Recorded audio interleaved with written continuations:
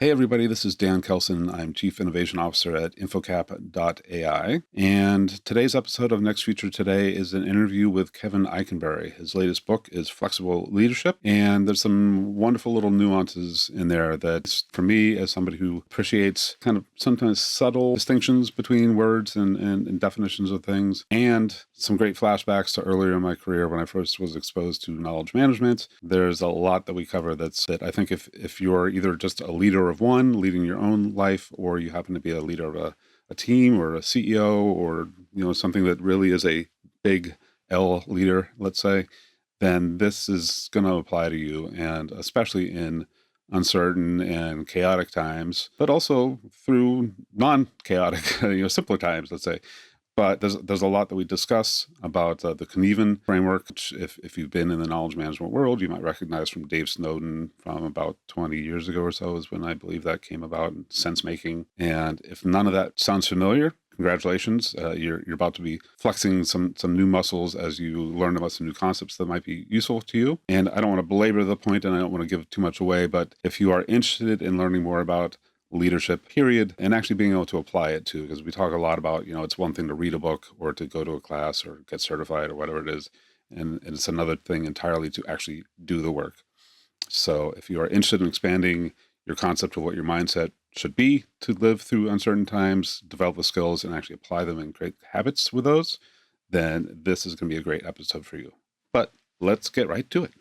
All right. So, Kevin, welcome to Next Future Today. So great I've known your work, and we have some mutual friends, but we haven't had the pleasure of speaking. So thank you for being on today. I'm super glad to be here, Dan. Thanks for having me. Yeah. And so speaking of mutual friends, so Wayne Termel is one of your buddies, and I probably mangled his last name there. Nope, you did it perfectly. Did I get that right? Okay. Well, so I don't know which moniker we want to say. He's my friend, he's my coworker, he's my co-author, and I'm his boss because I bought his company. So all those things are true. Okay. All right. I guess I didn't realize that. See that when you're friends, that can have all sorts of meanings. So you're clearly much deeper than I am. He interviewed me a couple years ago, and that was around during COVID or the extended period that hasn't necessarily ended. Not everyone has decided whether we're done with COVID or whatever, right? Like, so I leave people to make their own decision about that.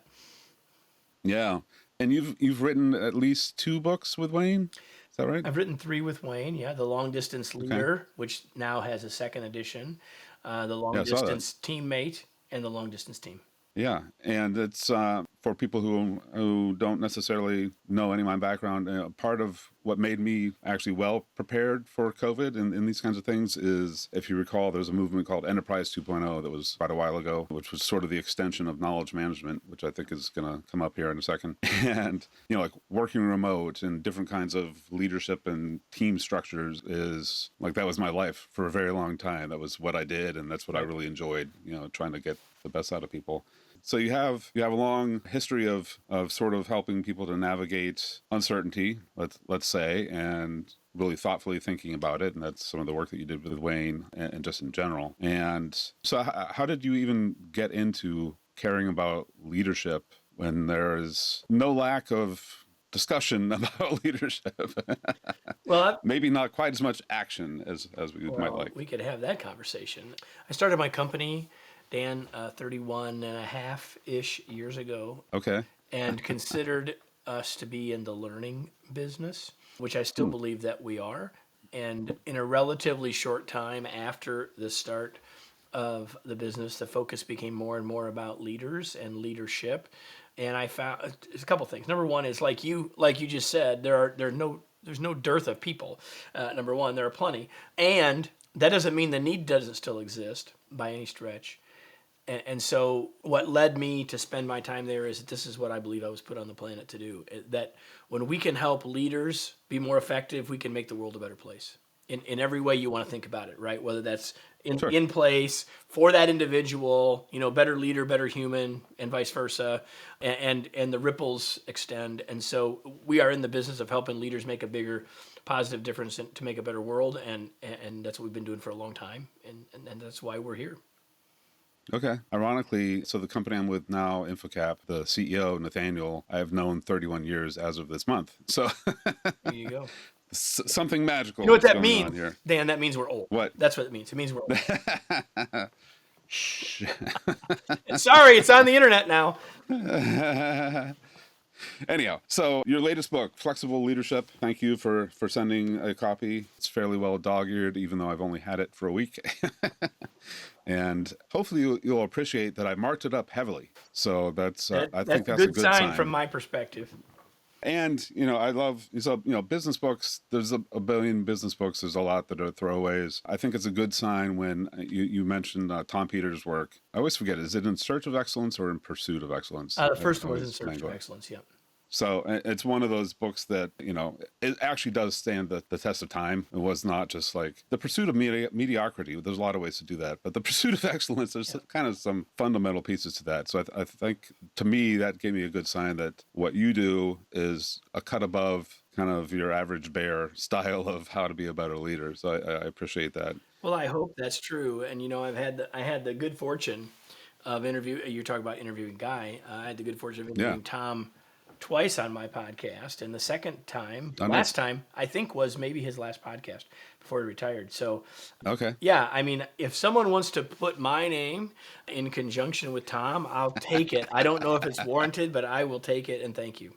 So Tom spoke at a number of the events that we used to run when I was at Delphi Group. Have you seen him present Oh, yeah. in person? Yeah. So every time I saw him, he would literally jump off the stage and like run around in the crowd, which I thought was insane until I did it myself. And it is insane, but it's also, it adds a totally different dimension to engaging with your crowd and like just 100%. literally get in front of them and, hey, so I can tell you what I think, but what do you think? And For sure. I love that he's not afraid to do anything, which I think is pretty cool, but probably another discussion.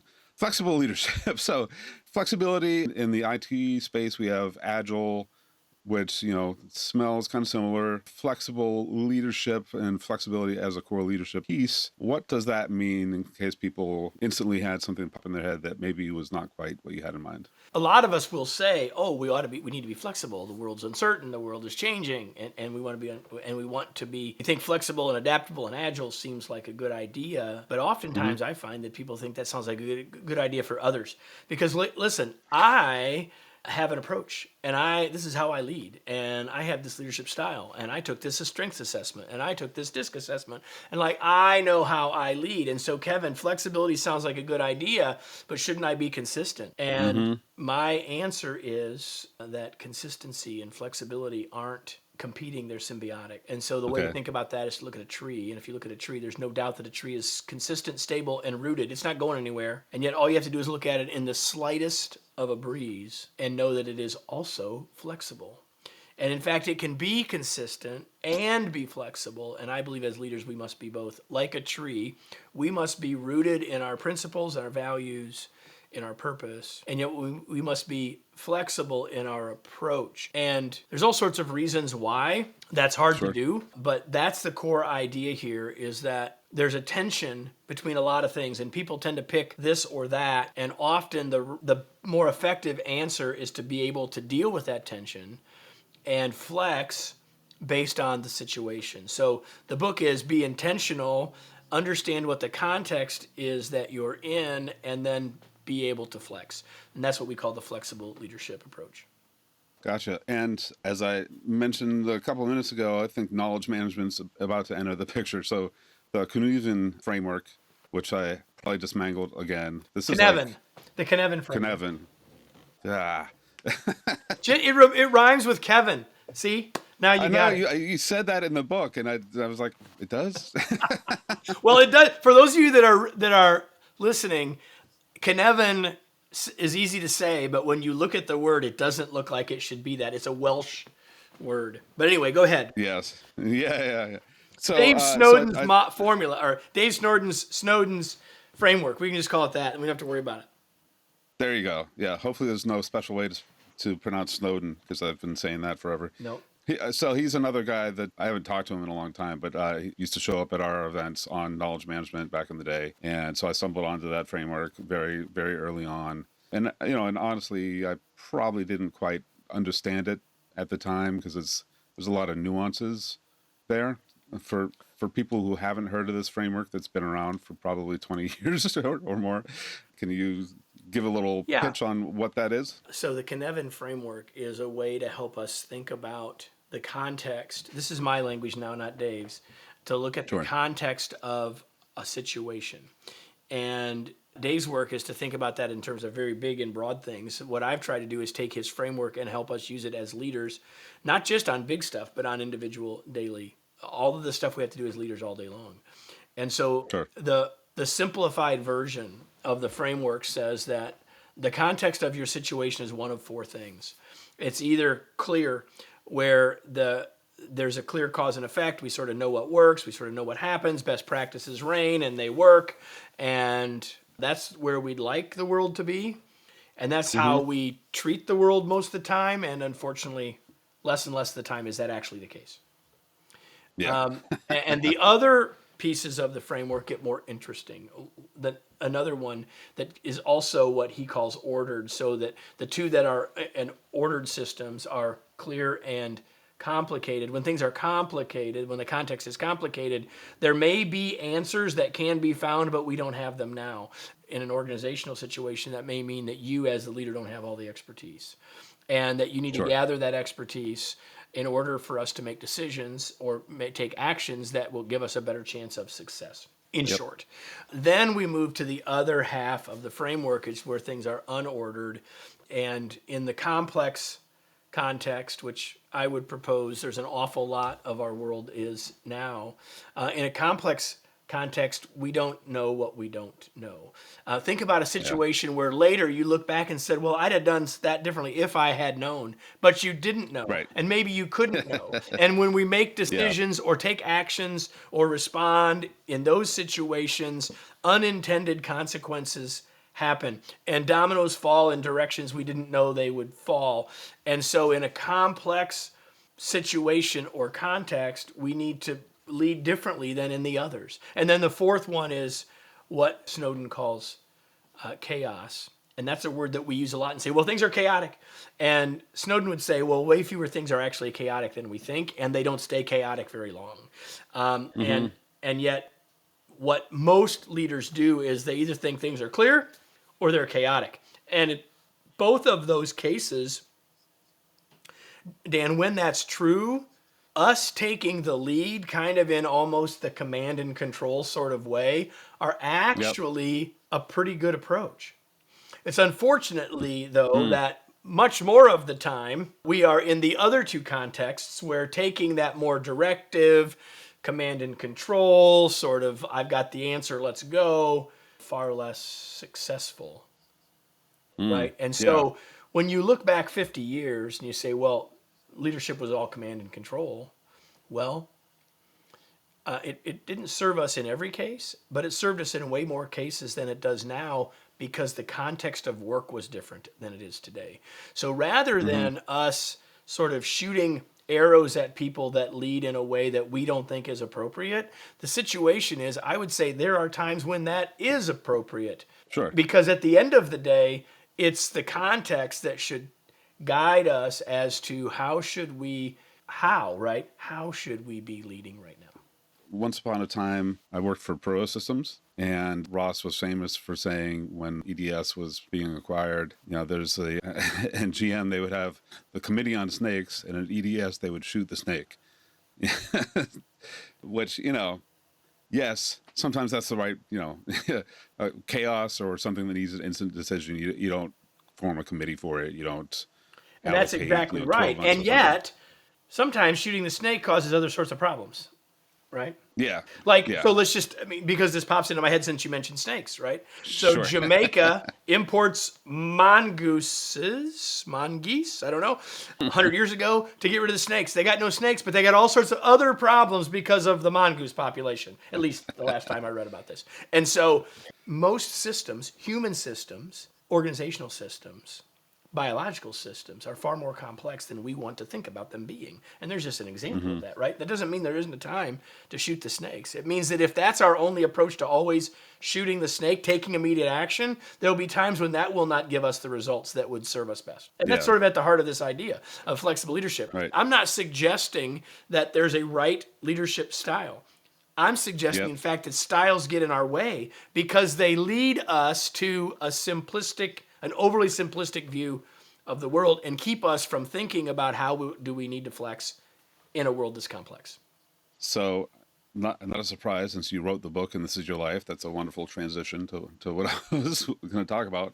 Let's talk about what does it mean to be flexible. And you talk about there's a whole catalog essentially of flexors, not hip flexors, which is a current issue for me. I like to play with and understand the meaning of words because the meaning of words determines a whole bunch of things. If they get interpreted in a way that you didn't like, especially as a leader, if you say one thing but you actually meant something else, or that it got interpreted as something else, then bad things happen. But flexors, I think you have this interesting dynamic where it doesn't have to be one thing or the other. So, but I'll let you describe what is a flexor in your language, and then we can peel some apart. Talked about a hip flexor, and it's typically used in a muscular sort of vein. So I've taken the word, created a new meaning for it, if you will. But hopefully, because it's connected to the word flexible, it makes sense to people. So here's the idea of a flexor. The idea of a flexor is that what we might, and let's just stay with what I said. This is not one of the flexors in the book, but let's just stay with the example I already gave. Am I consistent or am I flexible? And or frames this as you got to choose one or you got to choose the other. You're in the consistent camp or you're in the flexible camp. When you think about them as a flexor, as being symbiotic, you think about those as being different and in tension, but that being at the far end of them is rarely the best answer, but that the best answer or better answer or most appropriate answer is somewhere between them. Now, because of our nature as humans and because of our training as leaders, there are whole bunches of reasons why we might say, well, I'm more here or I'm more here. And it's fine to know that my natural inclination might be on one end of that flexor or the other. But ultimately, it's a flexor because I need to be able to move along that continuum based on the context of the situation.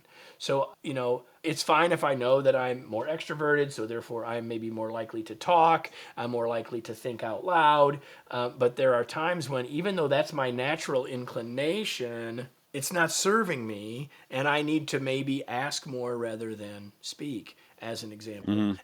But not always. Like, what's the situation? Tell me about where I should be, rather than doing what's on my autopilot, doing what my experience says, doing what my assessment told me I am. What will serve me and our team and the situation best, which requires us, that's why intention comes first, intentionally say, I'm going to consider something other than my natural response. And when we do that, then we can use those flexors. And like you said, there's sort of a catalog of them. Yeah. But the bigger idea is understanding that it's a flexor, right? Rather than, well, I lead this way or I lead this way. Because if we lean too far in either direction, it's not going to serve us most of the time. Yeah, I think it's interesting. So I went to Berklee College of Music, and as a musician, you don't typically want to be stuck in a certain bucket. The world doesn't need another fill in the blank band. That you want to have your own unique thing, which I think is interesting because you want to be unique, but you can't be so unique that nobody has a clue how to deal with you. For promotional purposes, for people that like this kind of music, might like that kind of music. And I do agree with you. I've done a ton of disc and other things like that, and it is very easy to see that people are like, oh, this is how I'm now supposed to behave because the paper told me to. So I want to say two things. First, I want to go back to the music thing because I think this is really interesting. Because even though that's everything you said is true, it's also true that we need to make sure whatever kind of music we're playing, that we're in tune. Like there are some fundamental things that regardless have to be there, right? That's the rooted stuff. Yeah. Like we got to get everybody in tune before we start playing. Yep. We better make sure. Yeah, it's a good idea. We tune the instruments, right? Let's be clear about that. Yeah. So that's where this whole thing, there's this tension here, right? So, but to your point about, listen, we have a disc assessment. We sell hundreds of thousands of dollars worth of disc assessment stuff to people every year. I believe it's a useful tool. It's not the only one. There's all sorts of them. Sure. But the problem is not Yeah. the tool. The problem is how people use it. And what people do, they do two Yeah. things. The tool is, whatever the tool is, whether it's learning styles, whether it's strengths, whether it's colors, animals, letters, doesn't matter what it is. It's meant to simplify a complex world. But what we then do, and so tremendous amounts of nuance is lost to get to this simplification.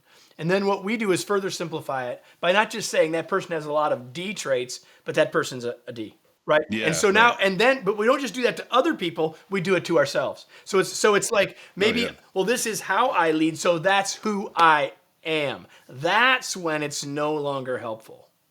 So I always say Yeah. that styles and approaches and assessments and models are helpful until they're not. And what I've tried to do here is to give people a framework, not a model, so that if there's anything we want to label ourselves as being flexible and adaptable, rather than I'm this, I'm this, I'm this, I'm this. So if someone ends up saying that my identity is that I'm a flexible leader, I think that's has a much better shot of being successful than many of the other identities that we might place on ourselves. I like those. I'm gonna have to, after the fact here, I'm gonna have to think some more about what you just laid out there. But that's I've spent a lot of time in the innovation space, if that's actually a thing. No, I think it let's is, for assume sure. it is. So when Delphi was acquired by Pro Systems, we got rebranded as the Innovation Lab of Pro Systems, or Pro Systems Innovation Lab, which Pro at the time, and now they're Dell Professional Services, literally send in an army of people to take over a data center or whatever it happened to be, and overhaul it. And I thought, well, if we're going to be branded as the Innovation Lab, I should know what that means.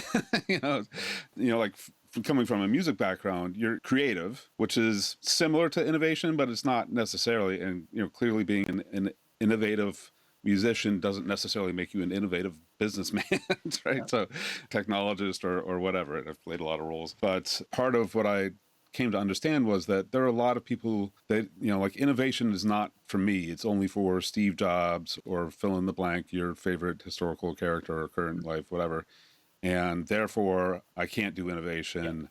Yeah. And it doesn't usually excite people to realize that, that they've just talked themselves out of potentially being innovative. Yeah, I don't have the innovation gene. I don't have the creativity gene, right? And I would say that those are skills. And if something's a skill, it can be learned.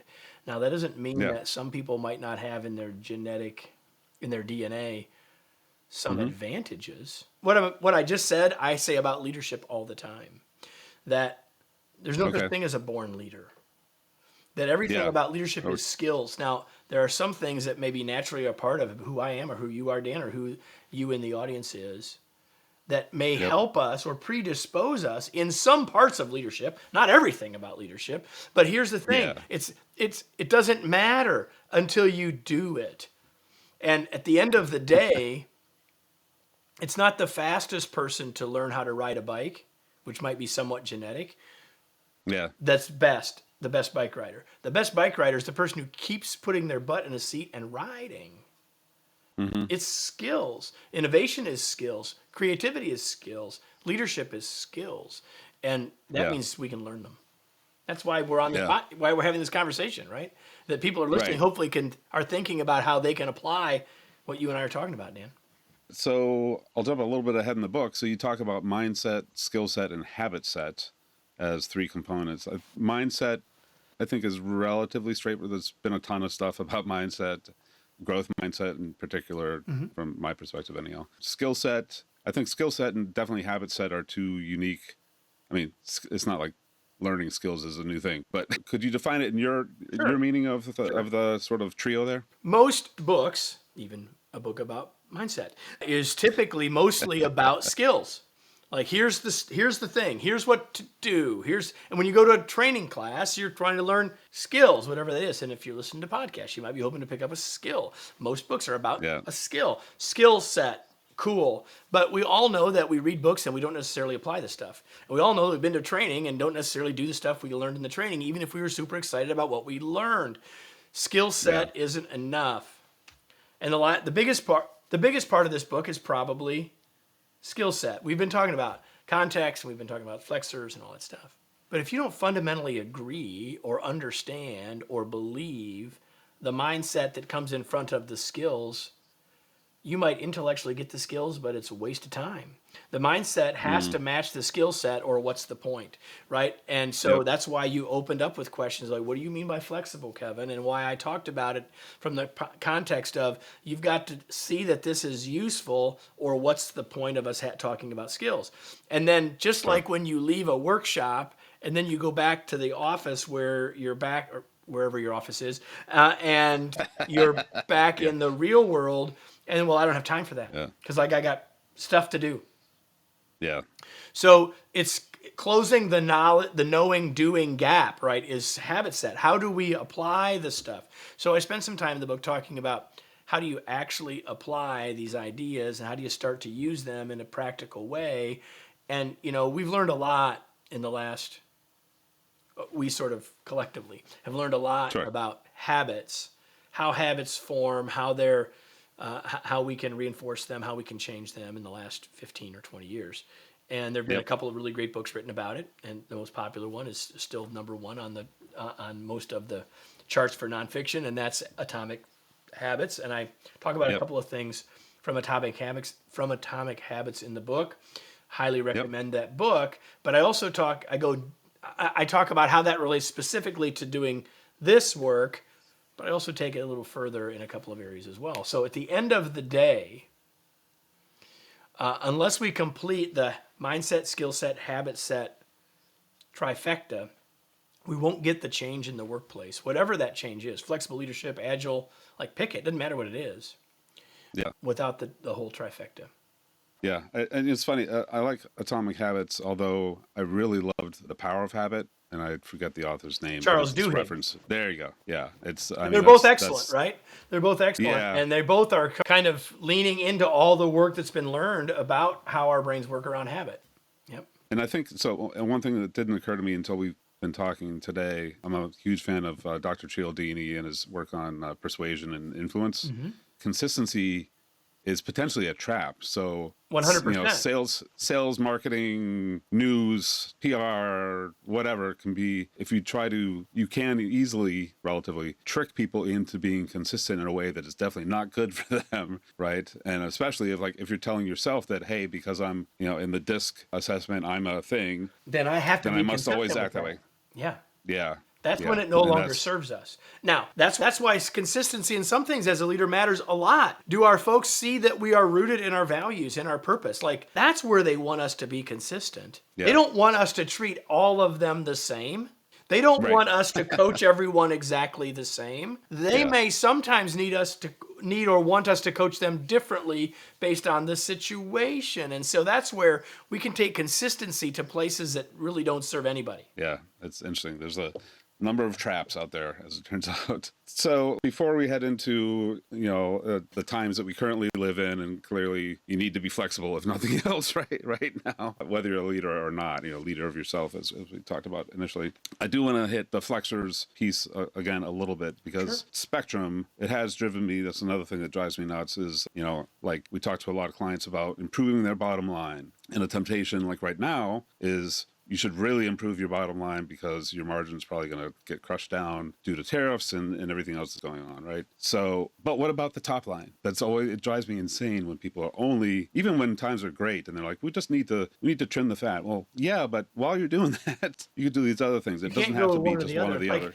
That's not a flex. So I say in the book that once you start to see the world this way, you'll see all sorts of flexors. And you could say top line thinking, bottom line thinking is a flexor, right? You're describing the frustration that you have with that. But what about the other? And we could say that about the flexors that are in the book, like customer, employee. Right? There's a tension there for sure. And which direction should we lean? And how do we lean? And highly successful companies have taken one end of that or the other. But for the most part, we're better off thinking about how do we flex between them, right? And so I love that you share that, because that gets at the idea, the kernel of the idea in the book, rather than the specific 19 flexors, right? And so once people get this, because we've talked about two of which aren't even in the book. Yeah. Right? We talked about consistent and flexible, and we talked about top line, bottom line. Well, I guess I talked a little bit about talk and ask, but fundamentally, the idea here is that there's a place directionally to the ends of each side. The right answer is somewhere else. And so, in a world that in so many ways has become more polarized, that's not serving us either. And I'm not really I'm not trying to make, nor do I want to make a political statement, other Sure. than to say that when we pick a side, we no longer consider something else. And so if I were to, and I know we're about done, so when I think about flexible leadership, I think of it as being, the mindset is both and rather Yeah. than either or. Do you think that there was a stretch right during COVID, actually, where I was talking to a lot of people who are literal improv experts, like Second City, Yep. people that designed the programs and ran them at Yeah. Second City, and that yes and is like the key It's a key to thing in improv. improv for sure, right? Yeah. For sure. And it allows, there's all sorts of stuff there, and I'm not an improv expert, but I know some of those folks and have studied some of that stuff. And ultimately, what's there is that when we think and, we create options and possibilities. When we go to either or, we've already decided. And in a world that's Yep. more complex and changing and uncertain than ever, while it seems desirable to go with what's easier and just make a decision, to just pick a side, Yep. it's rarely the best choice. Part of what I like to do with Next Feature Today is equip people with things that they can, habit set, skill set, mindset. It's wonderful to have any one of those or two of those. It's not until you get all three of those that you do something. So assuming that anybody thinks, maybe I need to rethink how I'm leading myself at the least, or my team. Aside from reading your book, which I definitely recommend, what do you think that people should be thinking about right now that they could actually do later today or tomorrow at the latest that would stick them on the path of starting to understand how they might apply flexible leadership to their world? Yep, perfect. Here's the thing. There'll be a situation for you that comes up later today. It may be someone walking into your office, literally or virtually. It may be something that you are thinking about. And you have an immediate thought about how you will respond, comment, decide, or whatever. But in the back of your head, you'll say, well, it depends. Or if someone asks you a question, you start by saying, it depends. When you hear or think it depends, stop and ask yourself, well, what does it depend on? Because now you're thinking about context. And once you listen to yourself or others about what does it depend on, you're getting a picture of context. And then if you do what was your natural inclination, you're doing it intentionally rather than just in autopilot. And if when you think about it depends, you decide to do something different, congratulations, you've just flexed as a leader. Awesome. And when did you finish writing the book, by the way? It was, because it just came out. First draft, we were having this conversation on the 10th of April, about a year ago. The book came out the end of March of this year. That's sort of the nature of how this world of books with a major publisher works. Yeah. But about 11 months from first draft sent into publisher to book on shelf. And so April 2025 here, things are, I think, safe to say chaotic. Is there anything that you think, now that we're in this period and, call it roughly a year since you first submitted the book, is there any particular slice that you think is like come roaring to the front of this is, aside from what you just decided, what you just explained as coming later today, is there some specific example of maybe applying this that you could think of? I think that I've become more and more convinced in the time since writing the first draft. I've become more and more convinced that flexibility is the antidote to uncertainty. And that it doesn't mean that uncertainty will go away. It doesn't mean that we're trying to deny uncertainty. It means that it's the best way for us to address uncertainty. Because as the light becomes clearer, we need to be ready to flex and adapt rather than say, this is what we've decided, this is what we've done, I'm going to keep doing it this way.